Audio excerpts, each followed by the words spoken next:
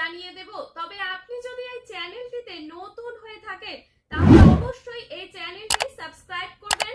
তো চলুন ভিডিওটি শুরু করি। দেখুন, আপনারা তো প্রত্যেকেই জানেন যে মাননীয় মুখ্যমন্ত্রী শুভেন্দু অধিকারী 17ই আগস্ট থেকে এই অন্নপূর্ণা ভান্ডার প্রকল্পের 3000 টাকা দেওয়ার কথা বলেছিলেন। সেই মতো 17ই আগস্ট থেকে কিন্তু এই অন্নপূর্ণা ভান্ডারের টাকা যোগ্য উপভোক্তাদের ব্যাংক অ্যাকাউন্টে দেওয়া শুরু হয়ে গেছে। ইতিমধ্যে লক্ষ লক্ষ মহিলারা কিন্তু এই টাকা তাদের ব্যাংক অ্যাকাউন্টে পেয়েছেন। তবে এখনো অনেক উপভোক্তা রয়েছে যারা এখনো পর্যন্ত সেই যোগ্য অন্নপূর্ণা ভান্ডারের 3000 টাকাটা পাননি। এর মধ্যে কোন কারণগুলির কারণে এখনো আপনারা সেই টাকাটা পাননি জেনে নিন। প্রথম ভুল হতে পারে যে আপনার যে ব্যাংক অ্যাকাউন্টের সঙ্গে আপনার আধার ও ডিবিটি সংক্রান্ত সমস্যা। দেখুন, আপনি যদি আপনার ব্যাংকের সঙ্গে আধার ও ডিবিটি লিংক না করে থাকেন তাহলে তো আপনার অ্যাকাউন্টে এই অন্নপূর্ণা ভান্ডারের টাকাটা যাবে না। কারণ সরকার যে আপনার অ্যাকাউন্টে টাকাটা পাঠাবে সেই অ্যাকাউন্টে যদি ভুল থাকে, সেটার মধ্যে যদি ডিবিটি লিংক না থাকে, যে ডাইরেক্ট বেনিফিট ট্রান্সফারের মাধ্যমে পাঠাবে সেই ব্যবস্থাই যদি না থাকে তাহলে তো আর আপনার অ্যাকাউন্টে সেই অন্নপূর্ণা ভান্ডারে টাকাটা পাবেন না।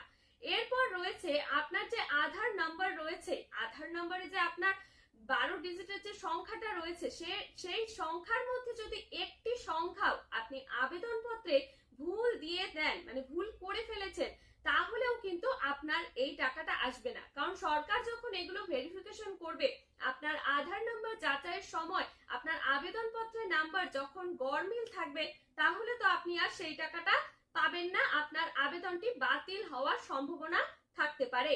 এরপর রয়েছে আপনার যে আধার নাম্বার, মনে করেন আধার কার্ডে যে আপনার নামটি রয়েছে, নাম মনে করেন যেটাই থাকুক, সেই নামের সঙ্গে আপনার আবেদনপত্রের নাম যদি গড়মিল থাকে, মনে করেন একটি সংখ্যা বলতে পারেন, একটি অক্ষর যদি আপনি ভুল দিয়ে দেন, বা আপনার যে বাবার নাম থাকবে সেই বাবার নামের সাথে আপনি যেই আবেদনপত্রে বাবার নাম দিয়েছেন তার মধ্যে যদি একটি সংখ্যা বা অক্ষরও যদি আপনি ভুল দিয়ে দেন তাহলেও কিন্তু আপনার আবেদন বাতিল হওয়ার সম্ভাবনা থাকতে পারে। সেই ভুলের কারণেও কিন্তু আবেদন বাতিল হতে পারে।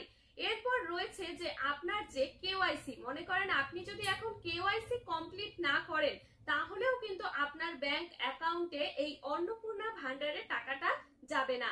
তাহলে তো আপনারা বুঝতেই পারলেন যে কোন 4টি ভুলের কারণে এই অন্নপূর্ণা ভান্ডারের টাকাটা এখনো অনেকের ব্যাংক অ্যাকাউন্টে পৌঁছাচ্ছে না। মানে যোগ্য হওয়া সত্ত্বেও এই সামান্য কিছু ভুলের কারণে কিন্তু এখনো বহু উপভোক্তা এই অন্নপূর্ণা ভান্ডারের টাকাটা তাদের ব্যাংক অ্যাকাউন্টে পাচ্ছে না। তাহলে এই যে সব বিষয়গুলো আছে এই বিষয়গুলো অবশ্যই গুরুত্ব দিয়ে দেখবেন। এরকম সময়ের মধ্যে আপনারা যত তাড়াতাড়ি সম্ভব ব্যাংকে গিয়ে এই বিষয়গুলো ঠিক করে নিন। তবে দেখুন, এরকম যদি আরো সরকারি গুরুত্বপূর্ণ আপডেট সবার আগে পেতে চান তাহলে অবশ্যই এই চ্যানেলটি সাবস্ক্রাইব করবেন, আর ভিডিওটি ভালো লাগলে লাইক, কমেন্ট, শেয়ার করবেন। ধন্যবাদ, ভালো থাকবেন, সুস্থ থাকবেন।